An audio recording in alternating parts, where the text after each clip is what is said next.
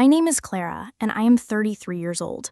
For my entire life, I've been the responsible one, the fixer, the emotional anchor in a family that was constantly on the verge of sinking. My younger brother, Leo, was the charming, reckless dreamer, and my parents, Richard and Eleanor, were his willing financiers, always ready to bail him out of his latest disaster with a sigh and an open checkbook.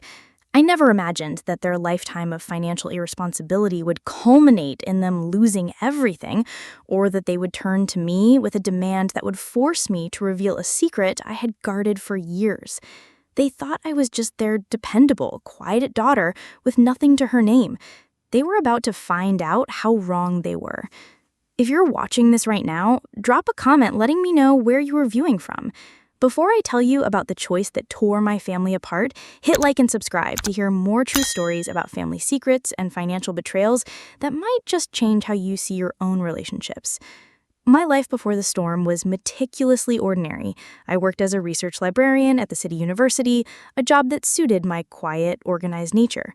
My small one-bedroom apartment was my sanctuary, filled with secondhand books, thriving plants, and the comforting silence my family home never had.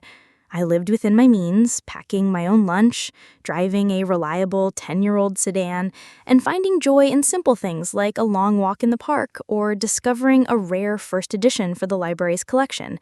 I was content, if not particularly exciting.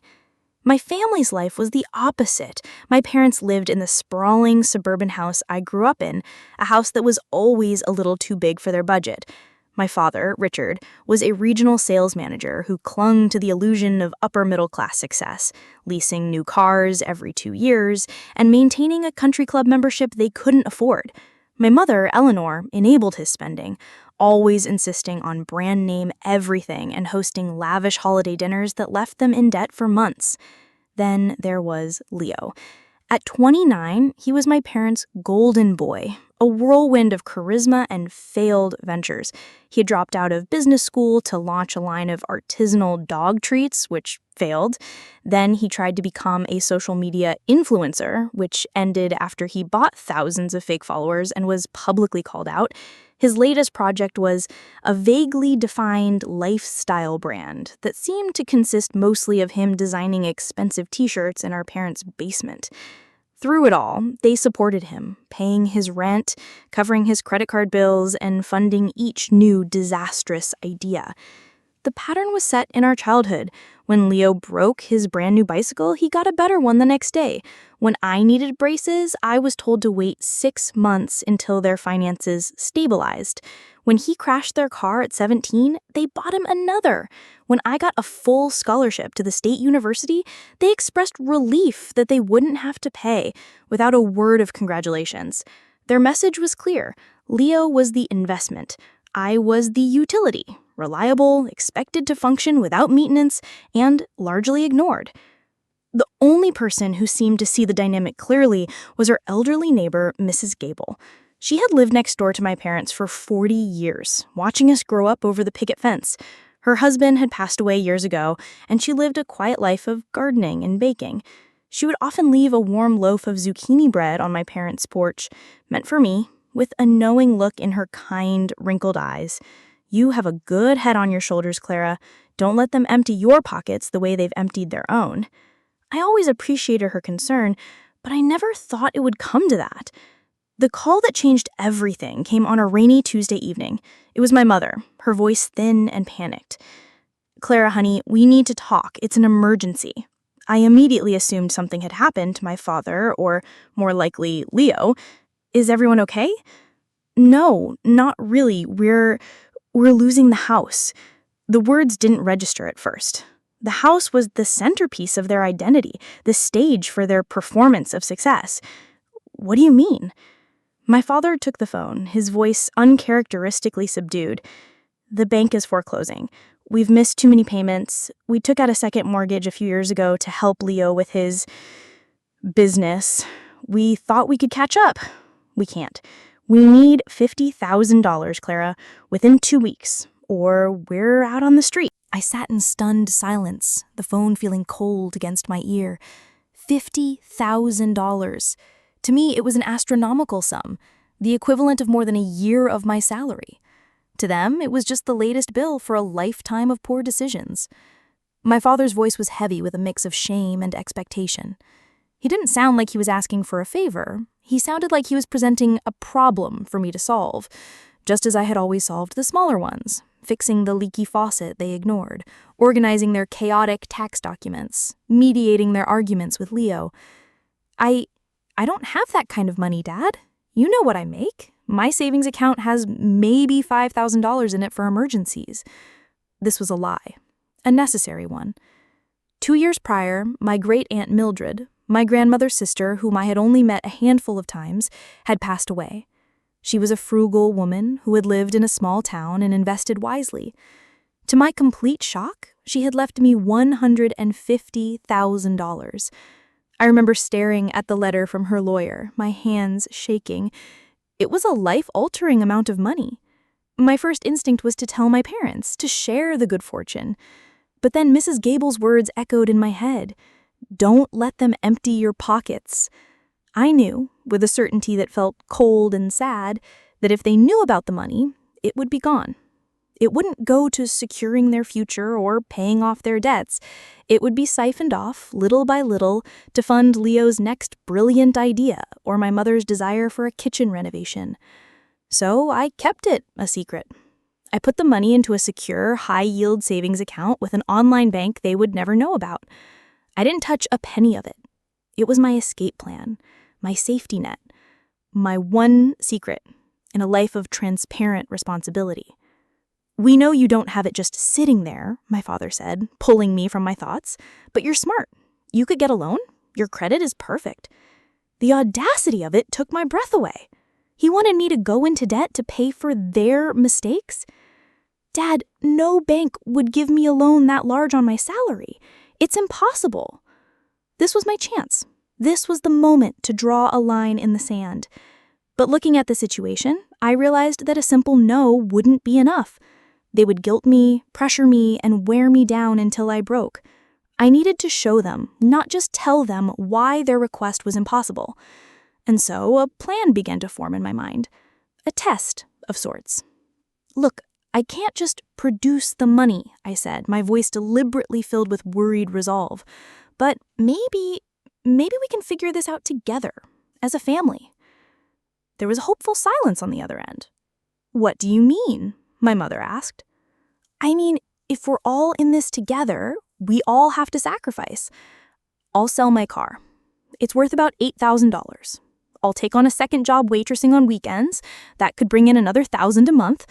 I'll cancel my internet and use the libraries.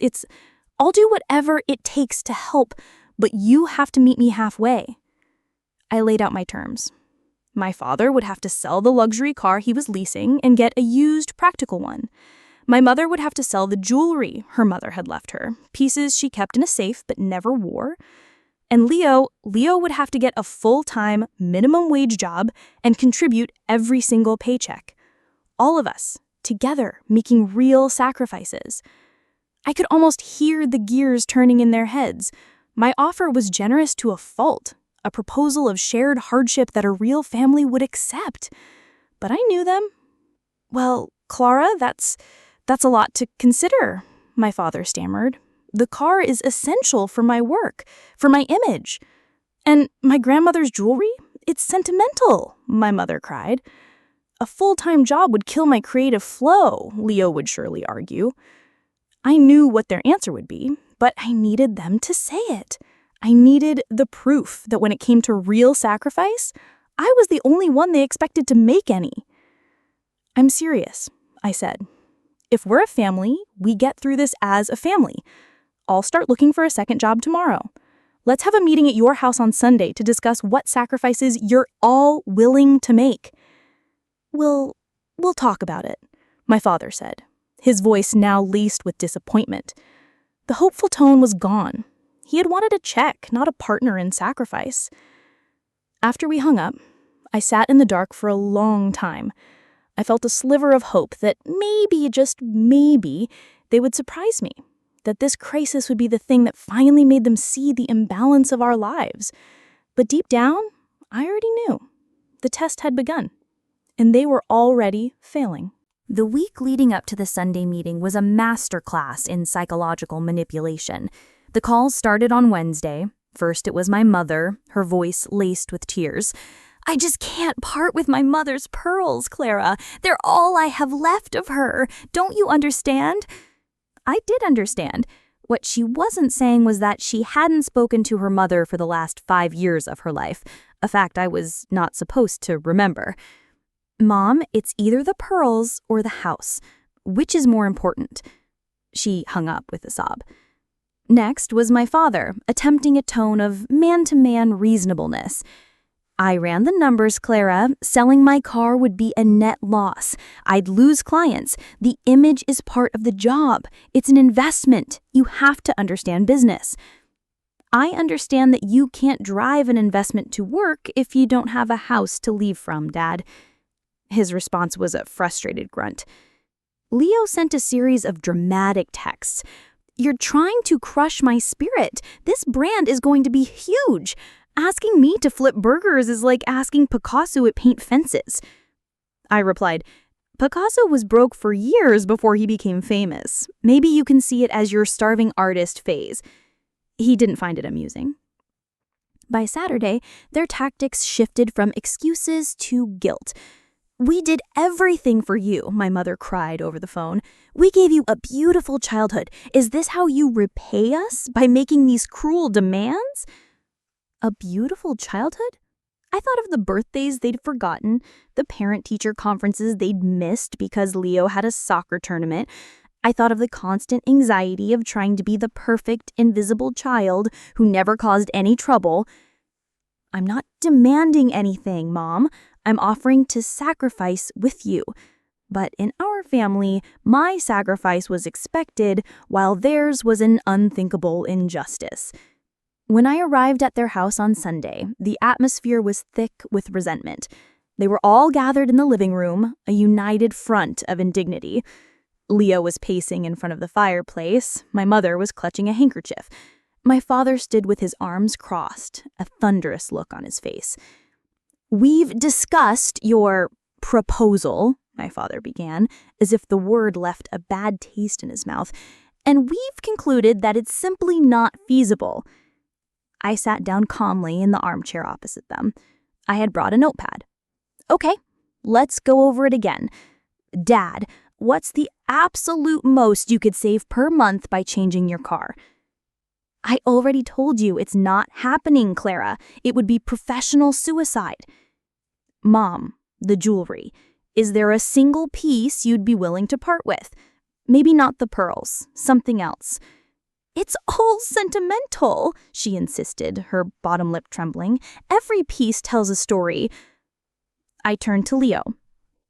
"Leo, have you looked for any jobs, even part-time?" He scoffed, running a hand through his perfectly styled hair. "And do what? Bag groceries? I'm a CEO, a founder. It would destroy my credibility." "You don't have a company yet, Leo. You have t-shirts in the basement." He glared at me. "You've always been jealous of my ambition." "No, Leo. I've always been the one who paid for it." The room fell silent. It was the first time I had ever said it out loud. My parents stared at me, shocked. "That is a wicked thing to say," my mother whispered. "Is it?" I asked, my voice steady. "Who paid for your first car insurance after you got 3 speeding tickets? I did, with the money I saved from my summer job. Who paid your tuition for that coding boot camp that you quit after 2 weeks? I did. And you know what? You never paid me back for any of it." The color drained from Leo's face. My parents looked at each other, then at me. "We always made sure you had what you needed," my father said defensively. "I had what I earned. Leo had what you gave him. There's a difference." I stood up, my point made. The test was over, and the results were exactly as I predicted. "So, to be clear," I said, looking at each of them, "I am willing to sell my car, get a second job, and live on a shoestring budget for the foreseeable future. And in return, you are willing to do absolutely nothing." My father found his voice, a booming, angry sound. "Your attitude is appalling. After everything we've done, you throw a few small loans in our face and use them as an excuse to watch your family become homeless? You have a moral obligation to help us." "No, I don't," I said softly. "A moral obligation is what you have to a child. You fulfilled that to the bare minimum with me and went far beyond it for Leo. My obligation is to myself and to not being dragged down by the financial Titanic that you have been building for 30 years. I walked towards the door, my heart pounding. "So that's it?" my mother cried. "You're just going to walk away?" "I'm not walking away," I replied, turning back to face them. "I offered a solution. You're the ones who refused it. You have 2 weeks. I suggest Leo starts filling out some applications." I left before they could respond. The sound of my mother's renewed sobs followed me out into my car. Driving home, I didn't feel victorious. I felt hollowed out, exhausted, and profoundly sad. My last hope that they could change, that they could see the inequality, had been extinguished. And I knew this was far from over. The pressure campaign that followed was relentless and cruel. My refusal to simply hand over money I didn't have was reframed as a malicious act of betrayal. My phone became a weapon used against me. They called at all hours, early in the morning before I left for work, late at night when I was trying to sleep. The calls were a carousel of tactics. One moment my mother would be weeping, describing in detail the humiliation of packing her belongings. The next, my father would be shouting, accusing me of being cold-hearted and selfish, a disgrace to the family name. Leo's approach was different. He tried a mix of feigned camaraderie and subtle threats. "Look, Clara, I get it. You're pissed. I probably shouldn't have asked for that loan for the camera gear. How about this? You help them with the house and I'll make you a board member in my company. You'll get shares. When this thing takes off, you'll make your money back 10 times over." "Leo, you don't have a company. You have an idea. There's no board and there are no shares." His tone would then turn sharp. "You know, it's going to be a real shame when Mom and Dad have to declare bankruptcy. They co-signed on your student loans, remember? When they go down, your perfect credit score goes down with them. Think about that." The threat was real. I'd forgotten that in my final year of college, I'd needed a co-signer for a small loan to cover my living expenses. They had done it, and it was the one piece of financial leverage they had over me. The thought of my credit being ruined because of their irresponsibility sent a wave of panic through me. I had worked so hard to build my financial independence, to be the opposite of them. They began to involve other people. My Aunt Carol, my mother's sister, called me. "Clara, I was so sorry to hear what's happening with your parents. Your mother is beside herself. Family has to stick together in times like these." "Did she tell you about the offer I made?" I asked. "Did she tell you I was willing to sell my car and work 2 jobs if they would make even one small sacrifice?" There was a pause. "Well, no. She just said you refused to help." Their narrative was simple and effective. I was the ungrateful daughter sitting on a pile of money that they still didn't know existed, refusing to help my struggling family. One evening, I came home from a grueling day from the library to find my father's car parked outside my apartment building. He was waiting for me in the lobby, his face grin. "We need to talk," he said, blocking my path to the elevator. "We've done nothing but talk, Dad. This isn't a discussion. This is a final offer. We know you can get the money. Go to the bank, do what you have to do. We'll even pay you back, eventually. If you don't, we will declare bankruptcy next week, and those student loans will default. It will follow you for years. Your choice." It was blackmail, plain and simple. I stared at him, at this man who was my father, using my financial future as a bargaining chip to pay for his own mistakes. I stared at him. "Is this really who you are?" I whispered. "I'm a man trying to save his home," he said, his voice hard. "I'll do what I have to." He left without another word. That night, I couldn't sleep. The weight of it all was crushing me. Was I really going to let my credit be destroyed? Was I supposed to drain my secret savings, my one chance at a secure future, to postpone the inevitable? The next morning, I went to visit Mrs. Gable. I found her in her garden, patiently tending to her rose bushes. I told her everything. The demands, the guilt trips, the threat about the student loans. She listened without interruption, her weathered face calm and thoughtful. When she finished, she wiped her hands on her apron and looked at me directly. "Clara, a drowning person will pull anyone down with them, even the person trying to save them. Your family has been drowning for a long time. You giving them this money won't teach them how to swim.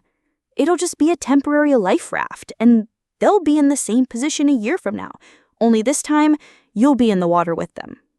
"But my credit!" "Your credit is a number. Your self-respect is not. They are banking on you being the same responsible little girl who always cleans up the mess. Maybe it's time to let them see what happens when you don't." Her words were like a bracing tonic. She was right. This wasn't about saving them. It was about them trying to pull me down to their level of chaos. My resolve hardened. I would not set myself on fire to keep them warm. But I had no idea how they'd escalate things next. The turning point came in the most mundane and violating way possible. During the Sunday meeting, I had left my purse on the entryway table. I had been so focused on the emotional confrontation that I hadn't thought twice about it. A week later, I received an alert from my online bank, the one that held my inheritance. It was an email confirming a change of password request. My blood ran cold. I hadn't requested that. Then another email arrived. "Your new bank statement is ready to view." I never had statements sent to my apartment. I had opted for paperless, for secrecy. Then I remembered. For tax purposes, I had to link a physical address to the account. I had used my parents' address, thinking it was safer than my own, a place where a random piece of mail wouldn't arouse suspicion. It was a stupid, careless mistake. The bank statement must have arrived. Leo, or maybe even my father, must have opened it. They knew. Their communication shifted overnight. The pleading and guilt-tripping vanished, replaced by a cold, sharp-edged fury. It was Leo who called first, his voice dripping with a venom I had never heard before. $150,000? You were sitting on $150,000 this whole time? That's my money, Leo. It has nothing to do with you. Has nothing to do with me? He laughed, a harsh, ugly sound. You lectured me about getting a job while you were secretly a millionaire. You were going to let our parents become homeless. I am not a millionaire, and I offered to help. I offered a solution that involved everyone. You all refused. That was a trick, a sick, twisted test. You knew we would fail. You wanted this to happen. You wanted to feel superior. He was right about one thing. It had been a test. But I hadn't wanted them to fail. I had desperately hoped they would pass. My father's call was even worse. There was no more pretense of a concerned parent. This was a business negotiation, and he had just discovered his opponent's hidden asset. "We're having another family meeting at your apartment tonight at 7. Don't be late." It wasn't a request. I knew what this meeting would be about. It wouldn't be about asking for $50,000 anymore. It would be about demanding all of it. For the first time, I felt a surge of real anger. Not sadness, not disappointment, but a hot, protective rage. They had violated my privacy, gone through my mail, and now they were coming to my home to stake their claim on my future? I called Mrs. Gable. "They know," I said, my voice shaking. "They found out about the inheritance." "Oh dear," she sighed. "I was afraid of this. What are you going to do?" "They're coming here tonight, and I was wondering if you would be here with me, as a witness?" "I'll be there at 6:30 with a fresh apple pie," she said, without hesitation. "You're not facing them alone." Having her there felt like having a piece of sanity in the room. When my family arrived, they were momentarily thrown off by her quiet presence in my armchair, a book in her lap. She simply nodded at them politely and returned to her reading, a silent, unmovable observer. They stood in the middle of my small living room, a phalanx of entitlement. "We know about the inheritance, Clara," my father started, dispensing with any pleasantries. Aunt Mildred's money. It's family money, my mother added, as if this was a self-evident truth. Mildred was my grandmother's sister. It should have come to us. But it didn't, I said calmly. It came to me. That's a technicality, Leo sneered. You obviously manipulated her, an old woman on her own. I saw her 4 times in my entire life. The last time I was 12. I think her mind was her own. My father stepped forward, adopting his most commanding tone. This changes everything. We're not asking for a loan anymore. We expect you to do the right thing. Pay off the house, clear our debts, and give Leo the startup capital he needs to finally get his business off the ground. He has a brilliant idea for a subscription box service. I stared at him. They weren't just asking for the $50,000. They had already spent the entire $150,000 in their minds. And what about me? I asked. What happens to my future, my security? Your security is with your family, my mother exclaimed. When we're stable, you're stable. We can all rise together.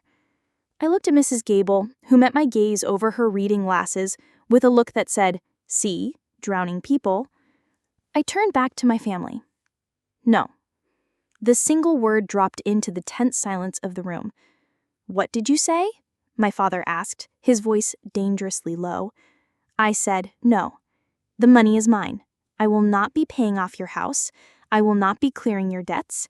And I certainly will not be giving Leo a single cent for another one of his failed projects. Leo took a step towards me, his face red with fury. You selfish... Don't, I said, raising a hand. I know exactly what you all are.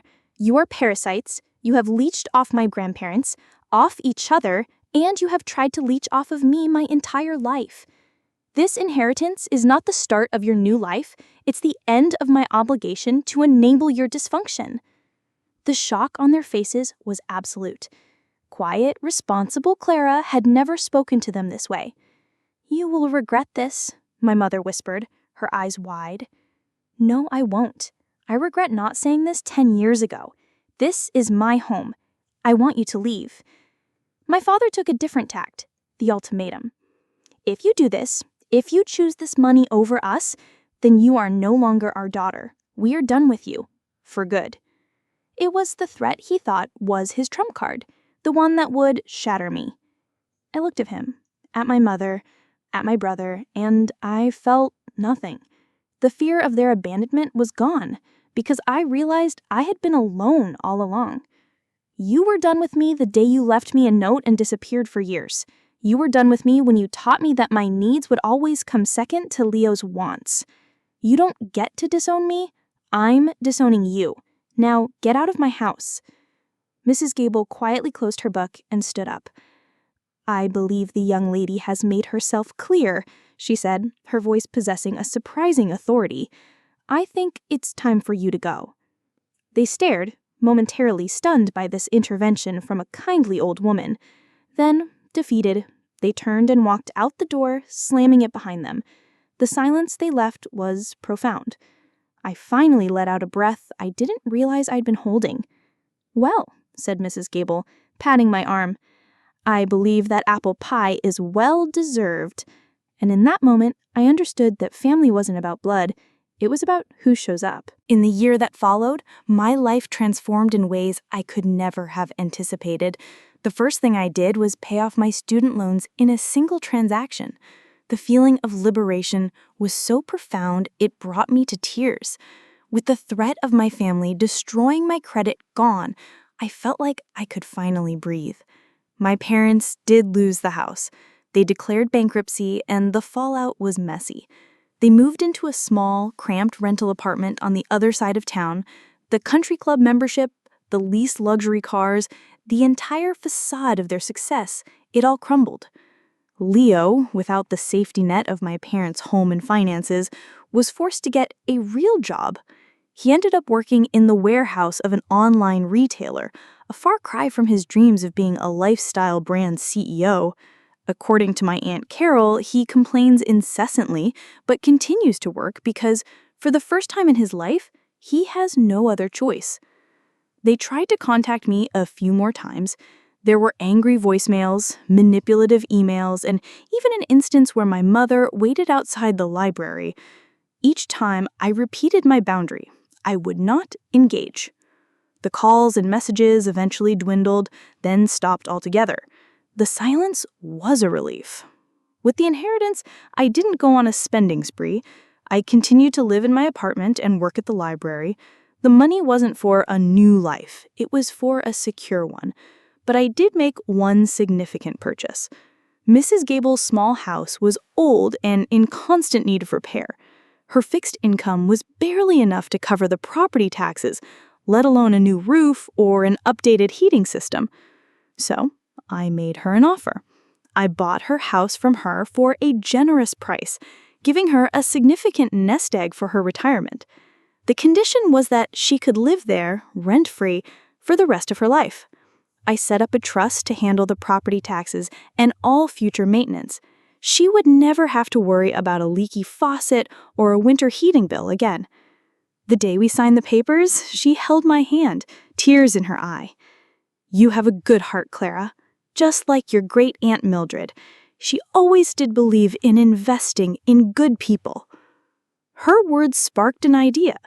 I used a portion of the remaining inheritance to create a small foundation in my great-aunt's name, the Mildred Grant for Personal Independence.